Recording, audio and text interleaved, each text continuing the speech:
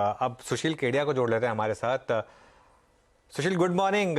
तो एनीवे, आप क्या करेक्शन एक्सपेक्ट कर रहे हैं, और अगर हाँ तो किस लेवल्स तक निफ्टी बैंक निफ्टी में? काश मेरी बात आपसे कल परसों होती तो पिक्चर स्पष्ट हो जाता। अभी सावधान रहने की जरूरत है। नैस्डैक का जो सेल सिग्नल आया है, उसके सिवाय आप दो तीन चीजों को और देखो। अगर पीसीआर अगर किसी तरह से मेरी ये चार्ट को दिखा पा रहे हैं, डॉलर इंडेक्स की चार्ट जो अगर आपके स्क्रीन पर अब आ रही है, उसमें एक बाई सिग्नल बनना शुरू हो गया है। डॉलर इंडेक्स का मतलब ग्लोबल पैसे की कीमत। और अगर मैं इंटरेस्ट रेट्स की बात करूं, जिसको लेकर सारी दुनिया बुलिश हो रही है, अगर पीसीआर इस चार्ट को दिखा पा रहे हैं, तो पावेल साहब की खासियत है, वो क्लियर बातों को कम करते हैं, कंफ्यूज ज्यादा करते हैं। जो वो कहते हैं अक्सर उससे कुछ और हो जाता है। अक्सर इंटरेस्ट रेट्स की चार्ट चीख चीख के कह रही है कि उसको शूट अप करना है। कौन सी नई घटना संसार में बनेगी जिससे फेड को एक्चुअल में अपनी बात को बदलना पड़ेगा, मुझे नहीं पता। मैं चार्ट को लेके चलूंगा। अगर भारत के 14 करोड़ लोग मार्केट में हैं, या संसार में 100 करोड़ लोग मार्केट में हैं, तो भगवान की दी 100 करोड़ लोगों की ताकत की जो इच्छा है, मैं उसको सुनूंगा। मैं पागल साहब की इच्छा को नहीं सुनूंगा। इंटरेस्ट रेट्स अगर बढ़ेंगे, कॉस्ट ऑफ मनी बढ़ जाएगा। और अगर यहाँ वॉलेटिलिटी इंडेक्स की चार्ट दिख रही है, स्पाइक आने के बाद कंप्लीटली कोलैप्स होकर अगर वॉलेटिलिटी इंडेक्स भी वापस ऊपर जाने को तैयार है, तो कॉस्ट ऑफ स्पेकुलेशन बढ़ने का खतरा है, कॉस्ट ऑफ मनी बढ़ने का खतरा है, और वैल्यू ऑफ मनी के बढ़ने का खतरा है। यहां पे एसेट्स को और फर्दर एक्वायर करना मैक्रो लेवल पर सेंसिबल नहीं है। सिग्नल आएगा तब हम मंदी करेंगे। अभी फिलहाल हम तेजी में हैं। और हो सकता है सिग्नल कल आ जाए, परसों आ जाए। स्टॉक स्पेसिफिक इस समय ओपन फील्ड आपके लिए सुशील, कौन सा स्टॉक अच्छे लग रहे हैं इस समय? ये 10 दिन के लिए तो बिल्कुल हम सहमे हुए हैं। पर अगर लॉन्गर टर्म होराइजन पर अगर हम बात करते हैं, तो मीडिया एंड एंटरटेनमेंट के स्टॉक्स में से 100 शेयर भी बेचेंगे नहीं, चाहे मार्केट में ओवरऑल 10% करेक्शन आ जाए। हम केमिकल्स के भी 10% शेयर बेचेंगे नहीं। तो ये जो को हमको पकड़ के रखना है। और बाकी की जो ट्रेडिंग अपॉर्चुनिटीज, यहाँ बुक प्रॉफिट करना। अब आपसे एम्फेसिस बीएफएल पे मल्टी बैगर कॉल की बात हुई थी। एक चरण उसका बहुत मोटी रिटर्न हमें दे गया बहुत छोटे पीरियड में।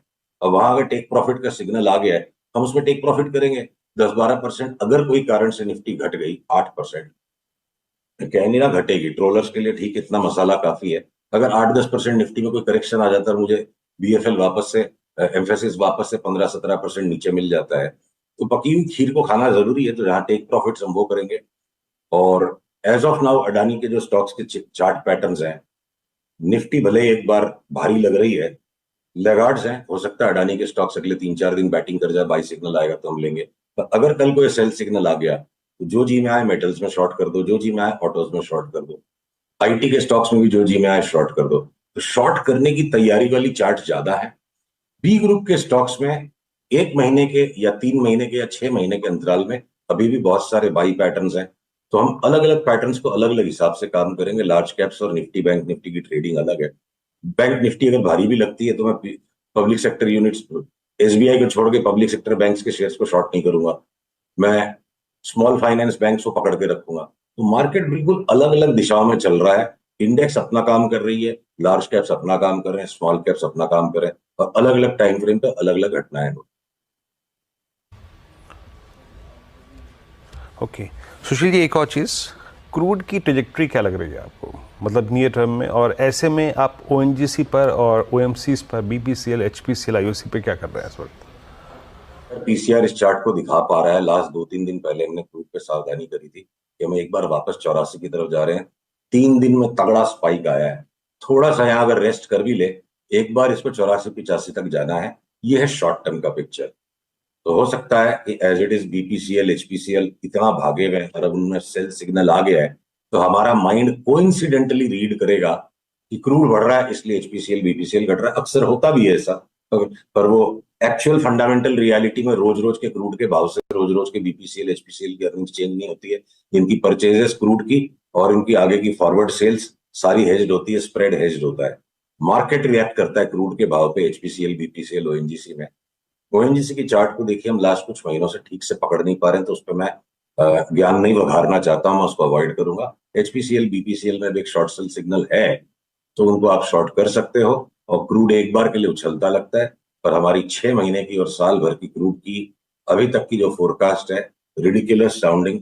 हम 6 महीने के अंतराल पे बहुत बड़ी मंदी में है क्रूड में।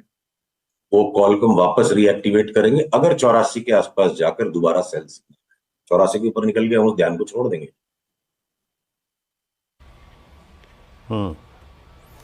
अच्छा, जो आपने बात कही अभी कुछ देर पहले कि ऑटो में जहां मर्जी बेचिए, लेकिन आपके सबसे प्रेफर्ड स्पेस में, मतलब इसी स्पेस में प्रेफर्ड शॉर्ट्स क्या हैं? टाटा मोटर्स को आप देखिए सुशील जी, जून जुलाई अगस्त सितंबर, मतलब अगस्त तक जूझ रहा है स्टॉक।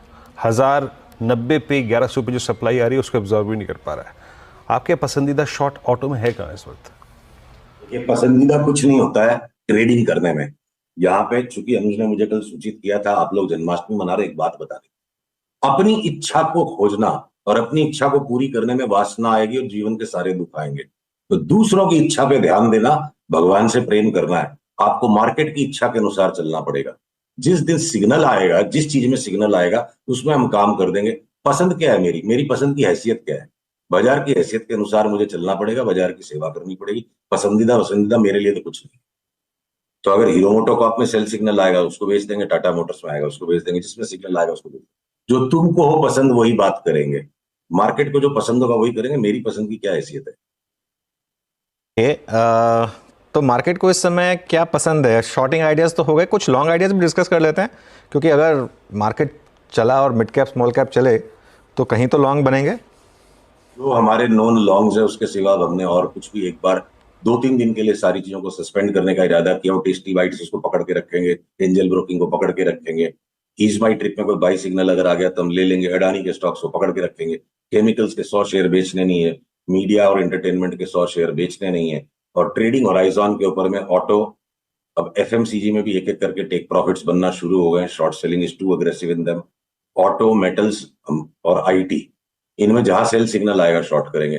तो बाजार के अंदर भी बहुत सिलेक्टिव काम है और एक बार अगले 2-3 दिन के लिए थोड़ी सी सांस को रोक के सिग्नल को देखना चाहिए। जो ग्लोबल मार्केट्स का पिक्चर है, डॉलर इंडेक्स वापस जोर से उछलने को तैयार है, क्रूड बढ़ रहा है, आपकी वॉलेटिलिटी इंडेक्स खतरनाक जंक्चर पर है और इंटरेस्ट रेट्स में बहुत बड़ा धोखा होने की संभावना है। हम सब की इच्छा है हम अपनी बुद्धि के अनुसार चले, पावेल साहब हमारी बुद्धि को भ्रष्ट कर देते हैं। मार्केट की चार्ट बोल रही मैं इंटरेस्ट रेट्स बढ़ेंगी, तो मैं सिग्नल का वेट कर रहा हूं। ये समय आज का दिन अनुज मेरे लिए अनुचित होगा कि मैं प्री एम्प्टिवली कोई शॉर्ट सेल सिग्नल्स दे दूं। हम इंतजार में बैठे हैं, हो सकता है 2-3 दिन में सिग्नल्स आ गए ग्लोबली और लोकली, तब हम शॉर्ट करेंगे।